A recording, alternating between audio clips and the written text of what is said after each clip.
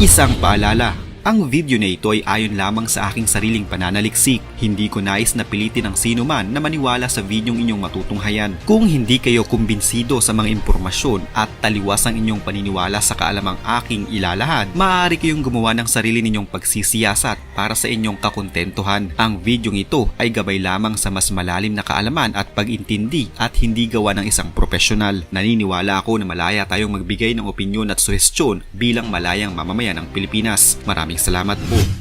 Ayon mismo sa isang abogado mula sa China, kung sino man sa mga mamamayan nito ang inaresto na may criminal charge, maliit man o malaki, ang naging kasalanan nito, ang iyong pagkakasala ay hindi nahuhusgahan ng batas kundi magdedepende sa kung ano lamang ang ibibigay na kaso sa iyo ng mga pulis at ng gobyerno. Sa ilalim ng Chinese Communist Party o CCP, ang batas sa China sa kasalukuyan ay tila pang-display na lamang at hindi na din epektibo. Mismong mga pulis na tinuturing ng mga law enforcer ng China ang nagbuking at nagsabi na ang batas sa China ay hindi epektibo at pang-display lamang. Kaya naman marami ngayon sa mga alagad ng batas sa China ang tila napagod at nagsawa na at nagawa nilang ibulgar ang katotohanang nangyayari sa kanilang batas. Gumawa pa ang ilan ng mga videos na pinost nila online upang ipaalam sa publiko ang totoong nangyayari sa kanilang bansa. Tulad na lamang ng isang pulis na ito na nagpost ng kanyang video habang isinisiwalat ang totoong nangyari sa isang insidente sa China. Nangyari umano ang insidente noong taong 2022 na kung saan ang pulis na ito ay kasama sa mga rumisponde sa pangyayari. Gumawa siya ng video upang isiwalat kung ano nga ba ang totoong nangyari noong mga oras na iyon. Ayon sa kanya, ang pulis umano na naroon sa pinangyarihan ng insidente ay gumamit ng illegal interrogation upang magbigay ang pulis na ito ng mga mali-maling impormasyon. Hindi din umano nila idinokumento ng maayos sa mga kaganapan sa insidente at mas piniling itago sa kung ano ang totoo. Dahil dito, ang pulis na ito ay naging kasama sa krimeng nangyari at isa siya sa mga nahatulang nagkasala. Ang insidente na tinutukoy ng pulis na ito ay nangyari noong August ng Hunyo taong 2022 sa isang barbecue restaurant. Sa naturang insidente, isang lalaki ang sinubukang harasin ng isang babae mula sa kabilang lamesa. Noong umalma ang babae, nagalit ang lalaki at mga kasama niya sa lamesa, tsaka inatake ang mga babae at mga kasama pa nito. Binugbog nila ang 4 na babae hanggang sa umabot pa sa labas ng kainan ng pang-aabuso. Matapos ito ay dinala naman sa pinakamalapit na ospital ang 4 na mga babae upang gamutin. Subalit walang nakakaalam kung ano na ang kalagayan ng mga babaeng ito sa ngayon. Ang krimen ay kumalat sa buong China hanggang sa nasa 28 ng mga tao ang naaresto kaugnay pa din ng insidente. Ang lalaki na nag-amok ay nahatulang ng 24 na taong pagkakabilanggo habang ang iba naman ay nahatulan ng mula 6 na buwan hanggang 11 taong pagkakabilanggo. Ang pulis kanina na nahatulan pala ng 1 taon at 1 buwang pagkakabilanggo ng dahil umano sa pang-aabuso niya sa kanyang kapangyarihan bilang alagad ng batas dahil sa pagpapakawala sa suspect at pag-violate sa mga regulasyon. Subalit sa video na ginawa ng pulis na ito na pinost niya online, ang kanyang umanong naging aksyon na iligal ayon sa ilan ay utos mula sa kanyang superior. Napag-alaman kasi ng main suspect na ito ay hindi na lamang pala ang unang beses na inaresto dahil sa ginawang mga krimen at makailang ulit na ring pinakawala ng mga pulis. Subalit sa huli nitong naging kaso sa barbecue restaurant, nabuking na ang puganteng ito ay may koneksyon sa mga high-ranking officials mula sa Ministry of Public Security. Ang puganteng ito ay isa palang alipores ng mga opisyales na malamang ay marami pang mga inililihim at itinatago.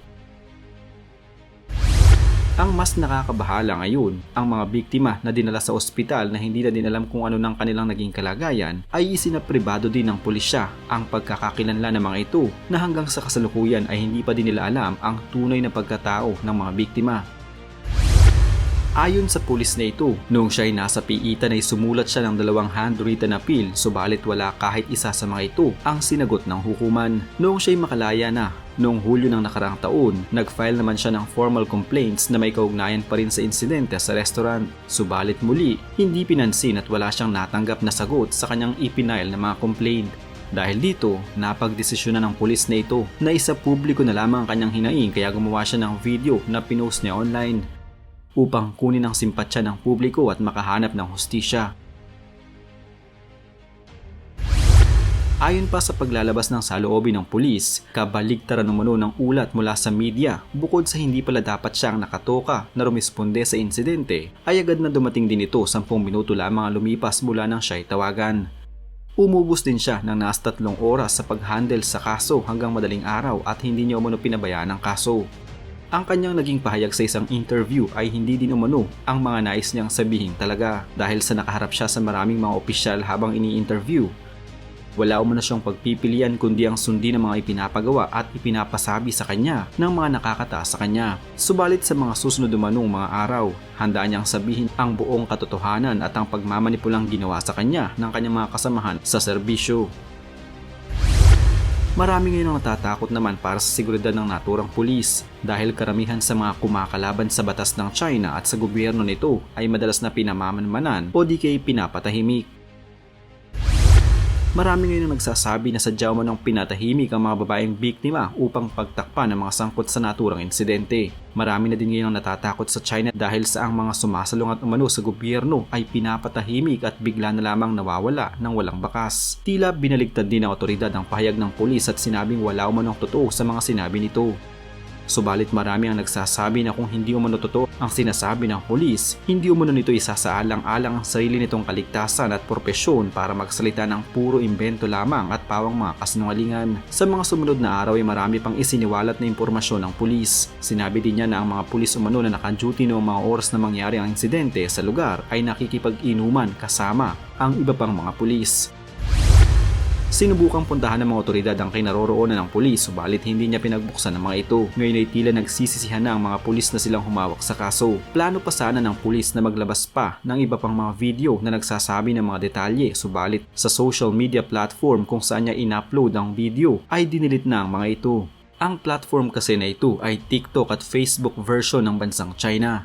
Mula nang mabura ang mga video sa mga nasabing social media platform, wala na rin naging balita sa nasabing pulis. May mga nagsasabi na muli umanong kinulong ang pulis. Subalit ang ginawang ito ng pulis ay tila naging popular na sa mga social media ng China. Madami kasi sa mga kabaro niya ang sunod-sunod din na nag-upload ng kanilang mga video na sinasabi ang totoong nangyayari sa loob ng kanilang batas.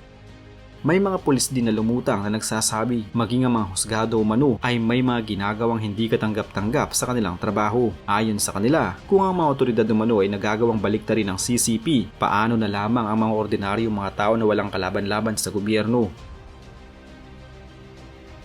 Kaya marami ang nagsasabi na kung isa ka sa mga naniniwala sa mga pulis at ayaw sa CCP, wala na dapat umunong hintayin kundi ang umalis na sa China sa lalong madaling panahon. I was a deputy captain of the Criminal Investigation Division in the Beishir District of the Baoding Public Security Bureau in Hebei Province, as well as the captain of the Dongguan Criminal Investigation Team. I'm making a public report against Li Yunlong, the former director of the Tangshan Public Security Bureau, who later became the director of the Baoding Public Security Bureau and the secretary of the Political and Legal Affairs Committee. Li is now the Deputy Director of the Hebei Provincial Public Security Department. I'm Wang Yanghui, a police officer in the Guangyan District of the Langfang Public Security Bureau. I'm publicly reporting Ma Shi-cheng, the Director and Forensic Doctor of the Aide Bao Judicial Appraisal Center in Langfang for falsifying results and protecting criminals. The law is supposed to be fair, but what fairness is left? The scales of justice are broken. I'm Zhen Wen, an official with the Judicial Bureau in Langping District, Chongqing. I am publicly accusing Zhu Jiangping, the head of the organization department in Liangping District, and other officials of violating the civil service law in handling appeals about illegal transfers of officials. They have abused their power, neglected their duties, and acted carelessly. I call on the people to pay close attention. 我叫郭大伟。 My name is Guo Dawei, a former judge in Panjin City, Liaoning Province. I am publicly accusing Wang Hong, the head of the Enforcement Bureau of the Liaoning High Court, of corruption. He has taken bribes, protected criminals, and abused his power for personal gain, including misusing public funds for dining and travel and engaging in transactions of money and sex. I'm Wu Chang, a caterer at the People's Court in Hanjiang District, Putian City, Fujian Province. I'm publicly accusing Hu Wenzhen, the former president of the court, of corruption and other crimes.